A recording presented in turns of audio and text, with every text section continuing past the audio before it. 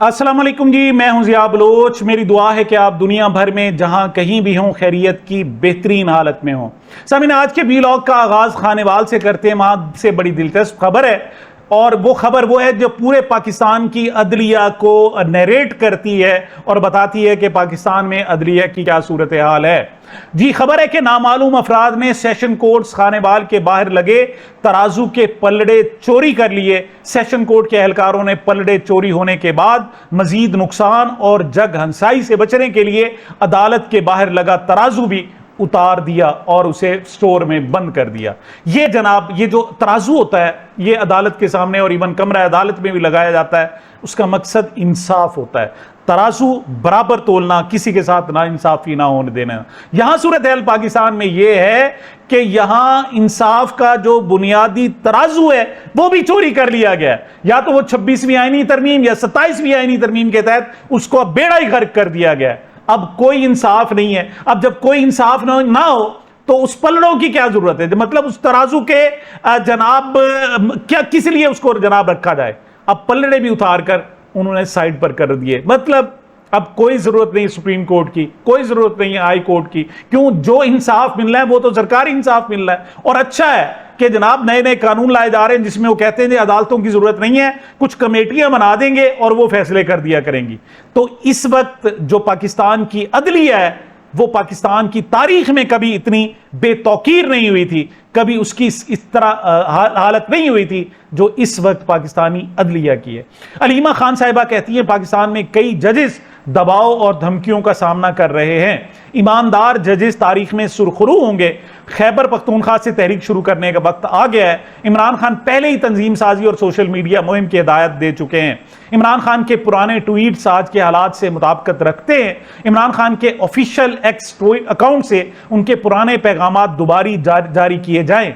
अगर official account से tweet जारी ना हुए तो हम अपने अकाउंट से शेयर करेंगे। अच्छा, गुज़श्ता रोज उन्होंने कहा था कि हम उनके ट्वीट्स उन्हीं के अकाउंट से जनाब जारी करेंगे। मैंने अपने व्लॉग में कहा था कि उनको पॉलिटिकल एक्सपीरियंस नहीं है, चूंकि वो घरेलू खातून है, वो लफ्जों का चुनाव अच्छा नहीं करती। उन्हें पता होना चाहिए कि ये जो ट्विटर केस है, इमरान खान का ट्विटर अकाउंट केस, ये ऑलरेडी अदालतों में मौजूद है और उसको डिसओन कर दिया है। इवन पीटीआई ने भी डिसओन कर दिया है। और फिर इमरान खान साहब से जो पूछा गया उसने कहा अच्छा जी चलो मुझे किसी अदालत में बुलाओ फिर मैं जवाब दूंगा। मतलब उन्होंने भी उसको डायरेक्टली ऑन नहीं किया, बल्कि उसको कहा कि मुझे पहले अदालतों में ले जाओ और फिर मैं इसका जवाब दूंगा। तो ऐसे में अलीमा खान साहिबा का यह कहना कि उसमें हम जनाब वहां से ट्वीट करेंगे, तो आज बहरहाल उन्होंने इससे डिस्टेंस इख्तियार कर ली। आज उन्होंने कहा जी जो भी इन अकाउंट्स को डील करता है, बल्कि उन्होंने सोशल मीडिया टीम पर कहा कि उनको चाहिए, मैं कह रही हूं, आप कह रहे हैं, सारे कह रहे हैं कि जो भी करता है वो इमरान खान के जो पुराने ट्वीट्स है वो नई डेट्स के साथ दोबारा उनको रीट्वीट करें। और फिर वो कहती है अगर वो नहीं करेंगे तो फिर हम करेंगे। मतलब उन्होंने थोड़ा सा बात को थोड़ा सा घुमा फिरा दिया। लेकिन वो कहती है हमारे जो अकाउंट है उसकी रीच बहुत कम है, मतलब उसमें तो चंद लाख होंगे, लेकिन इमरान खान का जो ट्विटर अकाउंट है उसमें तो जनाब को 18-20 मिलियन से ज्यादा आखिरी वक्त तक जनाब उनके फॉलोअर्स हो चुके थे। तो उनकी बात चूंकि दूर तक सुनी जाएगी, लिहाजा उनसे हम कहेंगे कि वो इमरान खान के ट्वीट्स को रीट्वीट करें और तमाम सूरत हाल के हवाले, लाजमी नहीं है कि हुकूमत के हवाले से, बल्कि खारजा पॉलिसी के हवाले से, हमारी अदलिया के हवाले से, हमारे जनाब बुशत के हवाले से, हर लिहाज से वो उनके ट्वीट्स को दोबारा रीट्वीट करें। दूसरी तरफ एक और अलार्मिंग सूरत हाल, कौमी असम्बली से मुस्ताफी होने वाले सरदार अख्तर मेंगल ने तमाम तनख्वाहें और मराद सरकारी खजाने में वापस करने का ऐलान करते हुए 78,92,725 रुपए का चेक कौमी असम्बली सेक्रेटरीट के हवाले कर दिया। पब्लिक सर्विस में दयानतदारी और एहतसाब के असूलों पर कायम रहने के लिए पुरअज़्म ये खत लिखा है अख्तर मेंगल ने। अख्तर मेंगल ने इस्तीफा दे दिया था और उनके इस्तीफे को कबूल नहीं किया गया था। 24 से 26 यानी 2 साल उनका इस्तीफा स्पीकर ने कबूल नहीं किया। तो जब तक स्पीकर इस्तीफा कबूल नहीं हो जाता उस वक्त तक जो सैलरी होती है वो उनको अकाउंट में जाया करती है। तो ये सैलरी उनके अकाउंट में जाती रही, लेकिन अब स्पीकर ने चूंकि उनका इस्तीफा कबूल कर लिया है तो उन्होंने वो जो उनके अकाउंट में पैसे आए हुए थे वो सारे के सारे उन्होंने लौटा दिए। लेकिन एक बात याद रखिएगा, आप अख्तर मेंगल जैसे लोगों को भी अगर बलूचिस्तान में अमन के लिए इस्तेमाल नहीं करते तो आप याद रखें, आप पेट्रोल पर माचिस और तीली लगा रहे हैं, आग लगा रहे हैं, आप मामला को हल नहीं कर रहे। ये वो टूल्स हैं, सरदार अख्तर मेंगल हो, इवन डॉक्टर मारंग बलोच हो, कि जिनसे आप इस मामले को तस्विया तलब ये मसाइल हल कर सकते थे, लेकिन आपने उनको भी अपने से दूर कर दिया। अब रिजल्ट ये है कि कौमी असम्बली से पहले सरदार अख्तर मेंगल मुस्ताफी हुए और अब वो तनख्वाहें भी वापस कर रहे हैं, आपको पेमेंट्स वापस कर रहे हैं।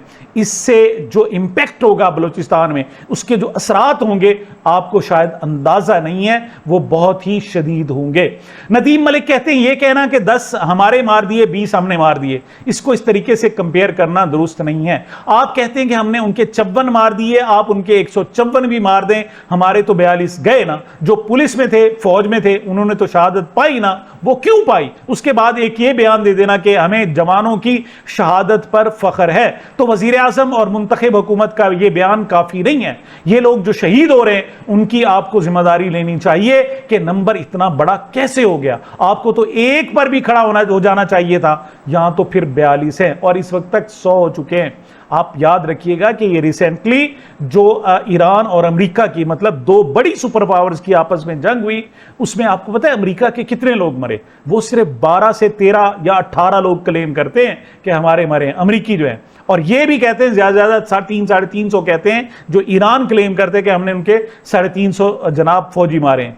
और उसने जो कारपेट बमबारी की, मतलब मुसलसल 42 दिन तक बमबारी करता रहा, 3000 लोग 3200 लोग शहीद हुए ईरान के। आप अंदाजा कर लें कि दुनिया की जो इस वक्त सबसे बड़ी जंग है उसमें चंद हजार, और हमारे यहां आप देखें तो हम रोजाना 50-50, 100-100 लोग अपने गंवा रहे हैं, अपने जवान पाकिस्तानी बेटे अपने हाथों से शहीद हो रहे हैं, और हम उसको जनाब शहादत का रंग देकर कहते हैं जी जी हमें शहादत पे बड़ा फख्र है। ये क्या बात हुई? मतलब आप जान गंवाने को शहादत कह रहे हैं? नहीं, शहादत का रुतबा वो कुछ और है। ये जो आप अपने हाथों से लोग मरवा रहे हैं कि वो आपसे कहते हैं कि हमें एमोनेशन दो, आप एमोनेशन नहीं देते, वो 5 घंटे तक नहते होकर दहशतगर्दों से लड़ते रहते, और आप उस पर कोई इंक्वायरी नहीं करते हैं कि आखिर 5 घंटे तक उनको असला क्यों नहीं पहुंचाया गया। और जब पता था कि जनाब 350 लोगों ने उनको घेरा हुआ है, आपने उनके खिलाफ फिजाई कार्रवाई क्यों नहीं की? आपने उनके खिलाफ मजीद कमांडो एक्शन क्यों नहीं लिया? इस पर कोई कार्रवाई नहीं करेगा। वजह, आप मसरूफ है जनाब ईरान अमेरिका मामलात में, आप है जनाब, आप कश्मीरियों में उलझे हुए हैं, आप सियासी मामलात में, पीटीआई बड़ी खतरनाक है जनाब। इमरान खान अगर बाहर आ गया तो हमारी हुकूमत नहीं रहेगी। हमने बड़ी मुश्किल से जनाब फॉर्म 47 बनाए हुए। अब जब आप इस तरीके से बात कर रहे हो, तो इस किस्म के अंदाज हो आपका सोचने का, तो फिर बहुत ही तकलीफ देता है। जी, बलूचिस्तान में शोहदा के लवाहिकीन की गुफ्तगू थी। उनका कहना यह था कि लाशें लेकर हम इन यतीमों को क्या दिखाएं। जब लाशें बाहर आती हैं तो आप खुद देख लेना, कोई पहचानने के काबिल नहीं होता, नाकाबिल शनाख्त होती हैं, मसक कर दी जाती हैं। तो ये पुलिस एहलकार कह रहे हैं ऐसा ना तो कश्मीर में हुआ है ना ही फ़लस्तीन में हुआ है कि लाशें मसक करके दी जाती हूँ। ये इतना बड़ा जुल्म हो रहा है और इस जुल्म को कोई रोकने वाला नहीं है। अभी ये मामला चल रहे थे, चागी पर कंट्रोल हुआ, जनाब वहाँ जो तुंगी डैम है उस पर हमला हुआ, उसकी पुलिस चौकी पर हमला हुआ, एहलकारों को अगवा किया गया, फिर उनकी लाशें मिली। अब खबर है कि बलूचिस्तान के ज़िला मस्तोंग में मैच के दौरान अफसोसनाक वाक़या हुआ। क्रिकेट ग्राउंड में नामालूम मुसल्लह अफराद की फायरिंग से 2 खिलाड़ी जान से गए। हमलावर वारदात के बाद फरार होने में भी कामयाब हो गए। ये जनाब क्रिश्चियन कम्युनिटी से इनका ताल्लुक था, क्रिकेटर थे, बहुत अच्छे खिलाड़ी थे, और अहम बात यह कि काल-ए-आज़म तंजीम ने उनकी जनाब उनको कत्ल करने की जिम्मेदारी भी कबूल कर ली है। ये इस वक्त सूरत हाल है, बलूचिस्तान आपके हाथ से निकल रहा है। महमूद खान अचकज़ई कहते हैं एक बात हमें बिल्कुल वाज़ेह तौर पर कहनी होगी, पाकिस्तान अफवाज के लिए है या अफवाज पाकिस्तान के लिए। जब तक ये फैसला नहीं होता पाकिस्तान का कोई मसला हल नहीं होगा। आपको बैठकर सोचना पड़ेगा कि अब इन फ्यूचर क्या किया जाए। लेकिन आप जो हुक्मरान हैं उन्हें तो सिर्फ अपनी सिक्योरिटी से गर्ज है। 12 अरब रुपए का अभी जहाज मंगवाया था, सैयद जीशान अजीज ने खबर दी है और सवालात किए हैं। वो कहते हैं क्या पंजाब हुकूमत ने जर्मनी से 4 bullet proof Mercedes S class God मंगवाई हैं या नहीं मंगवाई, इसका जवाब दें। वो कहते हैं क्या 4 गाड़ियों की तैयारी का कोई ऑर्डर पिछले साल जून 2025 में दिया गया था या नहीं दिया गया था। उनमें से एक गाड़ी मुबैना तौर पर जून 2026 में कराची पोर्ट पर पहुंची, दूसरी चंद दिनों में आने वाली है। एक गाड़ी की कीमत लगभग 25 करोड़ रुपए के आसपास पड़ती है। तो ये बताएं, 1 अरब की आपने गाड़ियां मंगवा ली, 1 अरब रुपए की, 12 अरब रुपए का आपने जहाज ले लिया। सिर्फ आप ही यहां कीमती जान है, जो इंसान है, जो यहां बसते हैं। आप मुस्तकबिल की वजीर आजम बनना चाह रही हैं, अपने चचा को बताएं ना, और जिनके साथ आप एक पेज पर हैं उनको बताएं कि बलूचिस्तान में क्या सूरत हाल है, वहां किस तरीके से पाकिस्तानियों को गाजर मूली की तरह काटा जा रहा है। राना सनाउल्लाह मुशीर सियासी अमूर वजीर आजम है, वो कहते हैं भारत ने हाल ही में टीटीपी और BLA का इत्तेहाद कराया है और अब एक साथ उनकी ट्रेनिंग हो रही है, जबकि हमारे पास इत्तलात है कि इसराइल भी उन्हें जदीद टेक्नोलॉजी फराहम कर रहा है। वो तो ये सब कुछ कर रहे हैं, बताए आप क्या कर रहे हैं। 6 साल पहले मुझे याद है एक प्रेस कॉन्फ्रेंस की थी, उस वक्त के DDISPR और उस वक्त के जो वजीर खारजा थे शाह महमूद कुरैशी, उनका कहना यह था कि जनाब इन दोनों का आपस में इत्तेहाद हो गया। क्या 6 साल से हम यही सुनते रहेंगे और अपने बच्चों की लाशें उठाते रहेंगे, या आप भी कुछ करेंगे, या आप सिर्फ खबरनामा है कि आप आकर हमें खबरें सुना दिया करेंगे। कश्मीर की तरफ शाहिद खान अब्बासी कहते हैं आज़ाद कश्मीर में एहतजाज का ऐलान हुआ तो जवाब गोली से दिया गया। कोई कहता है 30 अफराद मारे गए, कोई कहता है 40 अफराद मारे गए, लेकिन जो लोग मारे गए वो एहतजाज में शरीक भी नहीं थे। लाशों को और जख्मियों को गायब कर दिया गया। वो दिन है और आज का दिन आज़ाद कश्मीर में मुकम्मल हड़ताल है। आरिफ हमीद भट्टी कहते हैं वफाकी हुकूमत पार्लियामेंट के बनाए कानून के मुताबिक जो हद मुकर्रर है उससे 15,000 अरब से ज्यादा कर्जा ले चुकी है। गुज़श्ता 4 साल में कर्जे डबल हो गए, जो 45,000 अरब थे अब वो 90,000 अरब 95,000 अरब को भी क्रॉस कर चुके हैं। मतलब मुसलसल कर्जा ले लेके कौम को डबोए जा रहे हैं और ऊपर ऊपर से कहते हैं कि जनाब देखें वाह जी वाह हमने कैसी सफारतकारी की है, ईरान और अमेरिका की आपस में सुलह करा दी है। और क्या करें, दूसरी तरफ आपके जो अवाम है वो इस वक्त रो रहे हैं, तड़प रहे हैं। रऊफ क्लासरा कहते हैं पहले पावर सेक्टर में सर्कुलर डेट सुनते थे, अब पेट्रोलियम गैस सेक्टर में भी सर्कुलर डेट 3600 अरब रुपए तक पहुंच गया है। मजे की बात यह है इसमें 1700 अरब रुपए ताखीर से अदायगी का जुर्माना है। दाद दें जितना सर्कुलर डेट है उतना ही उस पर हर जाना है। अब 1900 अरब रुपए सर्कुलर डेट है और 1700 अरब रुपए उस पर लेट अदायगी अलग देना है। दाद दें हमें, कितना पैसा है लुटाने के लिए और हमें के लुटाए चले जा रहे हैं।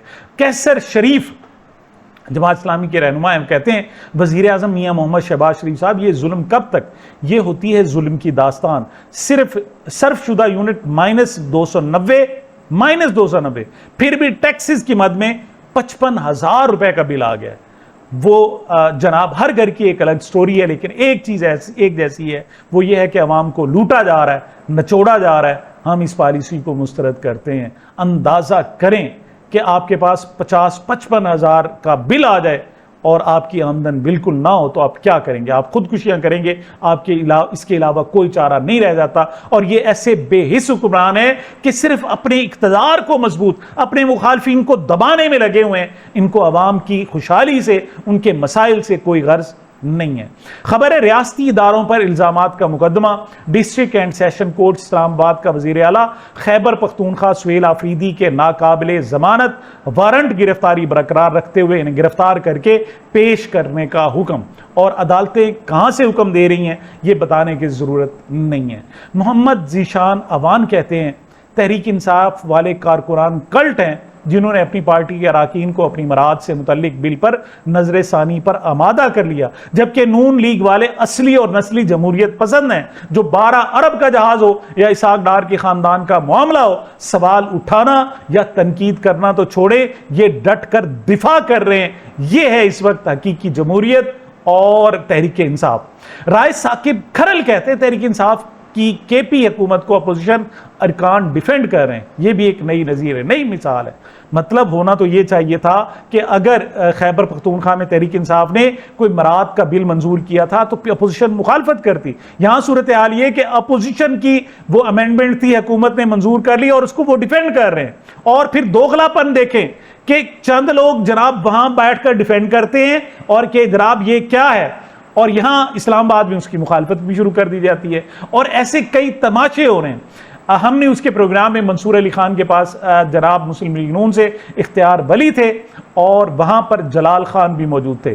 तो खैबर पख्तूनख्वा असम्बली इस्तेहकाक बिल को अपोजिशन ने सपोर्ट किया था, इसमें कुछ गलत नहीं है।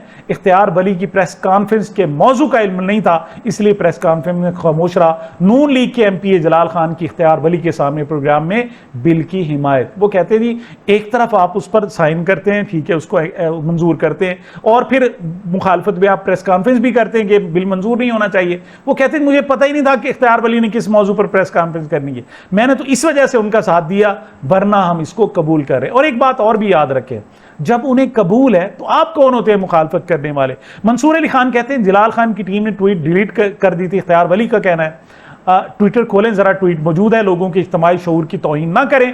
आपके पास कौन सी अखलाकी अथॉरिटी है कि आप PTI पर तनकीद करें, ये सब आप पंजाब और मरकज में कर रहे हैं। अच्छा, ऐसा ही एक सवाल नासिर भट्ट से जनाब सवाल किया हमारे सीनियर सहाफ़ी उमर दराज गोंदल ने। तो उमर दराज का सवाल ये था कि आप सेनेटर हैं, आपको ब्लू पासपोर्ट मिला हुआ है? तो उनका जी मिला हुआ है। तो उन्होंने कहा ये बताएं कि फैमिली के पास भी है? उन्होंने कहा हाँ जी, बच्चों को भी मिला हुआ है। तो फिर आपको PTI वालों को ब्लू पासपोर्ट पर इतराज क्यों है? तो इस पर वो कहते हैं क्योंकि ये कहते हैं तहरीक इंसाफ अवामी और इंसाफ की बात करती है, ये कहते हैं हम गरीब अवाम के लिए सड़कों पर निकलें। तो बात ये है कि अगर आप वाकई आइडियल जमात समझते हैं PTI को, तो मार मार के तो उनका बुरकस निकाल दिया आपने उनके साथ कोई जमहूरियत बात रहने दी? क्या जमहूरियत के तहत उनको हक इज्तिमा दिया? क्या जमहूरियत के तहत जो उनकी जमहूरी पार्टी आप समझते हैं, तो वो तो जीते हुए थे, फिर 2024 का इलेक्शन उन्हें दे देते। आप 17 सीटों के साथ आप हुकूमत बनाए हुए, क्यों? कि हम तो हैं ही बदमाश, हम तो हैं ही जनाब करप्ट, हम तो हैं ही जनाब लुटेरे, हमें हक है, और आपका जो जायज मुआवजा है, जो जायज आपके हकूक है, वो भी आपको देने के लिए तैयार है। और ये वो हकूक है जो सिंध में और पंजाब में आप ले रहे हैं। खैबर पख्तूनख्वा लेट वो जनाब पासपोर्ट का अगर फर्ज करें इस्तेमाल करने की कोशिश करता है तो आप उसकी मुखालफत करते हैं। मतलब इस हद तक दोगलापन मौजूद है। जी, थोड़ा सा इंटरनेशनल, वर्ल्ड कप के मेजबान की हैसियत से अमरीकी हुकूमत का तर्ज अमल उसकी रिवायती खारजा पॉलिसी की अक्कासी करता है। ये ईरानी सदर मसूद पज़ेश्कियान ने खुद बयान दिया। मतलब वर्ल्ड कप में ईरान की टीम और ख़ास तौर पर और मिस्र की टीम के साथ वो बुरा सलूक किया गया। वहाँ यूं समझे कि नून लीग थी, इलेक्शन कमीशन था और पीपल्स पार्टी थी, और वो खुल खेलते रहे, और उनको जनाब क्योंकि अर्जेंटीना को लाना है। तो इस पर अब ईरानी सदर मसूद पज़ेश्कियान बोल पड़े। वो कहते हैं कवानीन को अपने मफाद के मुताबिक मोड़ना, हरीफों को दबाव में लाना, रुकावटें पैदा करना और धोखाधड़ी करना, ये उनकी make America great again policy का तरीक़ाकार है। ईरान ऐसे खेलों को मुस्तरद करता है। हम अपने हकूक़ के लिए मजबूती से खड़े थे, खड़े हैं और खड़े रहेंगे। सलामती कमेटी के तर्जुमान इब्राहिम रज़ाई, ईरानी रहनुमा, वो भी कहते हैं कि ट्रंप ने एक बार फिर खारक जजीरे पर कब्जा करने की बात की है, तो आओ हम तुम्हारा इंतजार कर रहे हैं और हम वादा करते हैं कि एक भी अमरीकी फौजी जिंदा वापस नहीं जाएगा। मतलब इस वक्त के उनके यहां तदफीन हो रही है, लेकिन वो अमेरिका की आंखों में आंखें डालकर बात कर रहे हैं और मामलात मुसलसल बिगड़ रहे हैं। ईरानी वजीर खारजा अब्बास इराक्ची ने अमरीकी सदर ट्रंप के बयान पर कहा है कि महज़ब और बहादुर ईरानी कौम को तौहीन आमेज जुबान में मुखातिब करने से उसकी अजमत कम नहीं होती। हम बदजुबानी का जवाब बदजुबानी से नहीं देते, बल्कि बेखौफी और गैर मामूली जुर्रत के साथ अमली इकदाम से देते हैं। तो वो जनाब वो कहेंगे जनाब ये गैर मुहज़्ज़ब लोग हैं, मैं इनके साथ नहीं बैठना चाहता, तो ये तो वो कहते हैं वक्त बताएगा। शाहीन सहबाई सीनियर हमारे सहाफ़ी अमेरिका में मौजूद हैं। वो कहते हैं अमेरिका ने पाकिस्तानी फील्ड मार्शल का खूब जूस निकाला, मेरे पसंदीदा जनरल का लक़ब दे दे के ईरानी भाइयों ने पाकिस्तानी फौज पर भरोसा किया कि ये धोखा नहीं देंगे और उनकी बातें सुनते गए, मगर जल्दी समझ गए ये खाली ढोल है। जब ट्रंप साहब ने अपना सारा काम निकाल लिया, सारे फंसे हुए तेल के जहाज गुजर गए, तेल की कीमत नीचे आ गई, कुछ दिन इसराइल को तसल्ली दी और फिर सारी मेहनत पर पानी नहीं बल्कि कालक मल दी। 2 रातों में कई 100 शहरों पर बम बरसा दिए, ऐलान कर दिया अब बातचीत वक्त ज़ाय करना है। जी, चंद एक और खबरें मैं आपको दे दूं। एंकर मुरीद अब्बास कत्ल केस का 7 साल बाद फैसला आ गया। अदालत मुरीदाबाद समेत 2 अफराद के कत्ल का जुर्म साबित होने पर मुलजिम आतिफ जमान को 2 बार सजाए मौत का हुक्म दिया। मफरूर शरीक मुलजिम आदिल जमान के दायमी वारंट जारी कर दिए गए। ये जो कत्ल हुआ इसको सीसीटीवी मौजूद है, इसके जनाब बाकायदा गवाह मौजूद है, सब कुछ मौजूद है, फिर भी पाकिस्तान में फैसला करने में 7 साल लगे। और इस हवाले से 12 जो लाहौर और इस्लामाबाद के साफ़ी हैं खासे कंसर्न थे। सिद्दीक जान का भी इस हवाले से जनाब जिक्र होता रहा। मजहर बरलास कहते हैं बांग्लादेश में हर बंदे ने इमरान खान से मुतल्लिक पूछा। मजहर बरलास बांग्लादेश के दौरे पर गए थे और फिर वापस आए हैं तो अपना रुदाद सुना रहे हैं। वो कहते हैं कि बार बार जब इमरान खान से मुतल्लिक वो पूछते थे ऐसे लगा कि इमरान खान बांग्लादेश में बहुत मकबूल हैं। और हैरत ये हुई कि नवाज शरीफ और जरदारी का किसी ने नहीं पूछा। बस असली और नकली में यही फर्क होता है, एक सिर्फ मुल्क का सोचता है और बाकी 2 सिर्फ अपना सोचते हैं। मुस्तफ़ा कमाल कहते हैं पाकिस्तान में जब किसी हुकूमत की रुखसती का वक्त आता है तो किसी को पता ही नहीं चलता। मतलब आप मुस्तफ़ा कमाल भी पाकिस्तान की हुकूमत की रुखसती की बातें करने लगे, हालांकि वो इस वक्त भी वजीर है, वफाकी वजीर सेहत है। वो कहते हैं आजकल अगर ऐसी बातें हो रही हैं तो इसका मतलब है कि फिलहाल कुछ नहीं हो रहा, जब कुछ होना होगा तो हो जाएगा, लेकिन आज के दिन तक मौजूदा निज़ाम ही चल रहा है। मतलब वो अपने दिल को तसल्ली दे रहे हैं कि नहीं ऐसा नहीं है, ये सिर्फ बातें, मामलात हल हो जाएंगे, हमारी हुकूमत बरकरार रहेगी, हमने तो बड़ी मुश्किल से सीटें हासिल करनी हैं और ये सीटें किसी और के पास नहीं जाएंगी, हम इस पर दायमी हुकूमत करते रहेंगे। ये अगर उनकी सोच है तो उनकी सोच को मुबारक, लेकिन याद रखना इक़्तिदार सिर्फ अल्लाह का, और जुल्म का जितना मर्जी आप दायरा वसी कर लें आखिर उसको एक दिन ख़त्म होना होता है। सामीन, ये मेरी अब तक की गुजारिशात थी। मुझे अपने इस चैनल को अपनी मोहब्बतों और दुआओं में याद रखिएगा। मिलते हैं छोटे से वक्फे के बाद।